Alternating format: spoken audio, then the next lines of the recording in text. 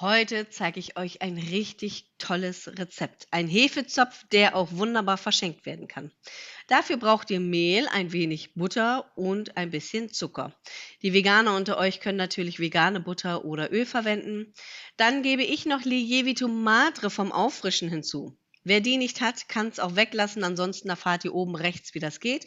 Ein bisschen Vanilleextrakt, das habe ich jetzt selber gemacht, ebenso wie die Hefe. Sehr lecker bekömmlich, wie das geht, und die Alternativen, also das Herkömmliche, findet ihr oben rechts unter dem i.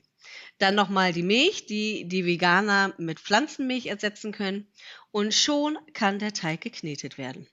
Ihr könnt für dieses Rezept sowohl 405er, 550er Weizenmehl oder aber auch 630er Dinkelmehl verwenden. Das Ganze decke ich zu und lasse es bei Zimmertemperatur stehen, bis es sich verdoppelt hat. Mit Lievito Madre geht das meistens so zwischen 3 bis 6 Stunden. Und wenn ihr nur die Hefe, also das Hefewasser benutzt habt, dann auf jeden Fall so 8 bis 12 Stunden. Wichtig ist, Hefeteige mögen es warm und kuschelig, also immer schön warm stellen. Ansonsten einfach in den Backofen mit eingeschaltetem Licht. Der Teig ist ein ganz kleines bisschen klebrig, aber wirklich nur minimal. Wenn euch das zu viel ist, dann könnt ihr ihn für eine Stunde eben in den Kühlschrank stellen. Dann ist er noch ein bisschen einfacher zu händeln. Ansonsten versuche ich, wenn ich einen Zopf mache, so ein bisschen zurückhaltend zu sein, was das Mehl betrifft, weil es sonst vielleicht später nicht mehr so schön zusammenklebt, der Zopf, und dass dann so einzeln dann die Stränge sind. Ich hoffe, ihr wisst, was ich meine. Ich versuche dann, diese Rolle in 3 gleich große Stücke zu machen. Wer es einfach haben möchte, wiegt den Teig einfach ab und teilt ihn dann durch 3. Ich versuche das einfach so in die Hand zu nehmen und damit auszuwiegen. Ja, gucken wir mal, passt das? Nein, okay. Hier noch so ein bisschen, das ist jetzt einigermaßen. Ja. Die Stückchen, die ich jetzt hier abgemacht habe, werden jetzt erst einmal zu kleinen Kugeln gerollt, und dann zeige ich euch gleich mal einen kleinen Trick. Denn manchmal ist es ja so, das habt ihr ja häufig auch, wenn ihr Pizza macht, dass ihr einen Teig ausrollt und der sich immer wieder zusammenzieht. Da ist es einfach wichtig, dem Teig Zeit zu geben, dass der so ein bisschen entspannt. Wir machen also heute ein bisschen Teig-Wellness. Also nicht ganz so schlimm, es ist wirklich einfach. So, hier kleine Kugeln formen. Ich versuche das immer mit dem Handballen so ein bisschen zu machen. Es klebt, wie gesagt, ein bisschen. Ich werde gleich auch noch ein bisschen Mehl auf die Arbeitsfläche streuen, aber ich versuche das so spät wie möglich zu machen. Wie gesagt, wenn ihr den Teig im Kühlschrank hattet, dann ist das Ganze noch mal ein bisschen einfacher. Übrigens, links seht ihr einen selbstgemachten Sirup, einen koreanischen Sirup, sehr gesund fermentiert. Dazu werde ich euch demnächst auch noch mal was Leckeres zeigen. Darauf gebracht hat mich eins unserer Kinder. Ich gucke ja manchmal so, mir so ein paar Inspirationen zu holen, was ich denn sonst noch alles backen kann. Meine Liste ist ja noch nicht lang genug, und da lasst euch mal überraschen, da wird es was Leckeres geben. So, jetzt ein bisschen Mehl auf die Arbeitsfläche. Das genaue Rezept mit den Mengenangaben übrigens, sowie mein Equipment, das ich nutze und empfehlen kann, findet ihr wie immer unten in der Beschreibung. Aber das Rezept gibt es auch noch mal zum Schluss, dann könnt ihr euch einen Screenshot machen. So, und wenn ich dann das ausrolle, versuche ich das Mehl ein bisschen zur Seite zu schieben, dass wirklich nur so minimal Mehl an dem Zopf ist. Wenn ihr merkt, es klebt, dann natürlich noch mal ein bisschen nachmähen. So, und dann rolle ich das schon mal grob in die Länge und dann lasse ich es wieder ruhen. Das hat diesen Hintergrund, was ich euch vorhin gesagt habe. Der Teig zieht sich sonst immer wieder zusammen, wenn ich ihn ausrolle. Der braucht ein bisschen Zeit zum Entspannen. Und das ist ja kein Problem. Dann haben wir vielleicht ein, zweimal mehr, wo wir das in die Länge machen. Dafür zieht er sich nicht zusammen und ihr habt das einfacher in der Bearbeitung. So, da die Reste, alles muss mit bei diesem schönen Zopf, den wir herstellen. Und verratet mir doch mal, womit ihr euren Hefezopf am liebsten mögt. Also, die einen mögen das ohne alles, die bestreichen das dann später einfach nur mit einem Ei. Andere mögen gerne Hagelzucker, die anderen lieber Mandelstifte oder Mandelblättchen. Die anderen, da zähle ich mich auch zu, mögen das auch mit Schokotropfen. Schreibt es mir gerne mal in die Kommentare. Ich habe natürlich noch einige Rezepte und neue Zöpfe, die ich euch zeigen möchte und auch, wie ihr das gerne mal geflochten haben möchtet. Das ist, was ich euch heute zeige, ein ganz normaler Dreistrang. Es gibt den ja aber auch mit 4, 5, 6 und 8 Strängen. Ein paar habe ich euch gezeigt und verlinke ich euch auch noch mal zum Schluss.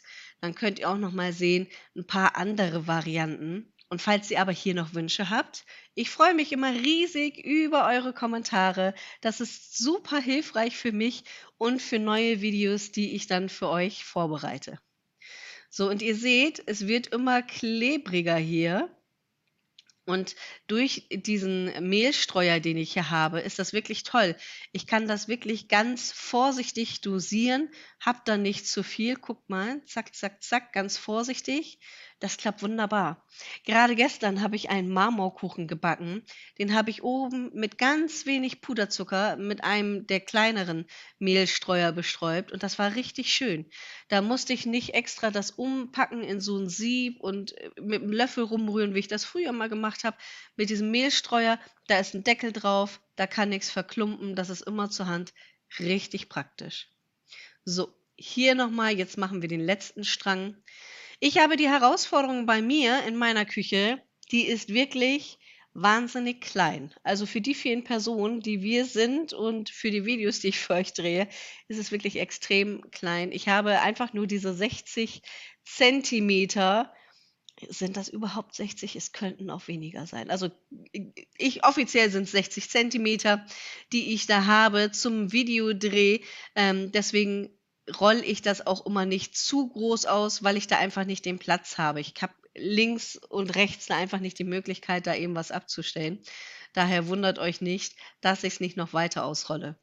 So, ich mache das so bei den Zöpfen, dass ich in der Mitte anfange, weil ich finde, dass der dann gleichmäßiger wird. Einmal kurz umdrehen und dann umgedreht, einfach weiterflechten. Guckt mal, super einfach und dadurch, dass ich so sparsam mit Mehl war, finde ich, klebt der Zopf ineinander einfach besser dran. Das Ganze könnt ihr dann so ein bisschen stauchen, denn es soll ja jetzt ein Geschenk werden und daher backen wir es in einem Backpapier. Super einfache Idee, finde ich. Und vor allem habt ihr dann immer ein schönes Mitbringsel und braucht es nicht nochmal extra verpacken. Ich reinige jetzt erstmal die Arbeitsfläche, nehme mir hier einfach ein Band. Das habe ich geholt, weil ich euch nochmal ein anderes Brot zeigen möchte. Ein Brot in Kürbisform unter anderem. Falls ihr darauf Lust habt, schreibt es mir gerne in die Kommentare. Da freue ich mich aber in jedem Fall schon drauf, euch das zu zeigen. Dann habe ich ausnahmsweise mal wieder Backpapier besorgt. Normalerweise mache ich ja alles immer mit einer Backfolie mittlerweile, aber zum Verschenken wird das dann schwierig. Ihr könnt es jetzt auf die kurze Seite legen, so hier. Das funktioniert, wird aber an den Enden sehr knapp. Ihr könnt es sonst alternativ auch querlegen. Da guckt einfach, wie das für euch passt. Ich habe auch erst mal ein bisschen rumprobiert, wie das am besten geht. Das würde jetzt zum Beispiel reichen für den Zopf. Der geht ja nach oben hin am meisten auf. Gott sei Dank ist das bei diesem Teig so, dass der nicht so auseinanderläuft, wie das manchmal der Fall ist, wenn man mit der mit der selbst hergestellten Hefe backt. Da kann es ja immer mal ein bisschen passieren, dass der Teig so ein bisschen ausläuft.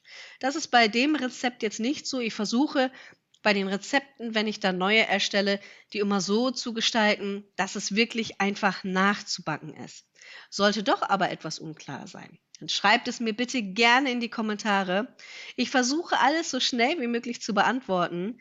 Gerade diese Woche habe ich in einem Post wirklich 4, 5 Fragen gleichzeitig beantwortet, damit auch wirklich alle was davon haben. Das heißt, ich poste das dann manchmal nochmal anonym, wenn die Frage vielleicht auch für andere interessant und relevant ist, was tatsächlich häufiger vorkommt, als man denkt. So, ich habe mich, glaube ich, jetzt dafür entschieden, das hier einfach mal diagonal zu machen. Ich habe das dann so eingeschlagen, dass das nach innen zeigt. Ja, so gefällt mir das. Und dann nehmt ihr einfach eins von diesen Bändern. Die sind Gott sei Dank backfest, also die verbrennen nicht im Ofen. Das ist ja ganz wichtig. Da gibt es extra so Garn zu kaufen. Das Equipment, was ich nutze und was ich euch empfehlen kann, das verlinke ich euch wie immer unten in der Beschreibung. Dann nehmt ihr entweder nur ein Ei oder ein bisschen Ei mit Milch. Ich mache das dann gerne so, dass ich das in so eine Schüssel packe. Ich habe jetzt hier so eine kleine mit Deckel, kurz schüttel und dann direkt verstreiche. Das finde ich immer ganz praktisch. Es geht aber natürlich auch, wenn ihr das mit der Gabel verstreicht. Und die Veganer unter euch verwenden dann einfach Pflanzenmilch. Das reicht auch vollkommen aus. Das Ganze kriegt dann trotzdem eine schöne Farbe. So, ich bestreiche das jetzt so gut es geht. Wer es dunkler haben möchte und Ei verwendet, kann das auch gerne zweimal einstreichen. Das habe ich letztens beim Brioche gehabt. Ich werde das beim nächsten Mal mit Milch einstreichen. Es wurde nämlich tatsächlich sehr dunkel, aber war trotzdem richtig köstlich. So, hier schön einstreichen. Doch, das gefällt mir ganz gut. Und dann werde ich das jetzt hier einmal bestreuen. Ich habe noch von meinem Osterbrot hier noch ein paar Mandelblättchen übrig, die da jetzt drauf kommen. Schön großzügig, denn der vergrößert sich noch ordentlich und sonst wird das, finde ich, einfach zu wenig. Und wenn es Geschenke sind, dann sollte man ja erst recht großzügig sein. Hier natürlich den Hagelzucker. Ich finde, durch dieses Weiß hat das noch mal so ein richtig schönes Highlight später, wenn der Zopf so schön braun geworden ist. Ich mag das einfach total gerne. So, ich habe jetzt nur die erste Seite zugemacht, damit ich das einfacher bestreichen und dann auch bestreuen kann. Ihr könnt selbstverständlich das schon vorher schließen. Ich persönlich finde es aber einfacher, wenn ihr dann die zweite Seite erst verschließt, wenn ihr das Ganze bestreut habt. So auch hier eben ein Bändchen drum. Macht das ruhig ganz lose, dass noch Platz in diesem Backpapier ist, denn er wird sich auf jeden Fall noch mal vergrößern. Lasst den Zopf noch mal so für 30 bis 60 Minuten circa bei Zimmertemperatur stehen, bevor er dann in den vorgeheizten Backofen kommt. Und schaut euch das an. So lecker fluffig ist er geworden. Ich habe ihn mal für euch angeschnitten, als er ausgekühlt war. Hier sind weitere Rezepte für euch. Ich wünsche euch viel Spaß beim Anschauen und Nachbacken. Ich bin bald wieder zurück. Eure Emma.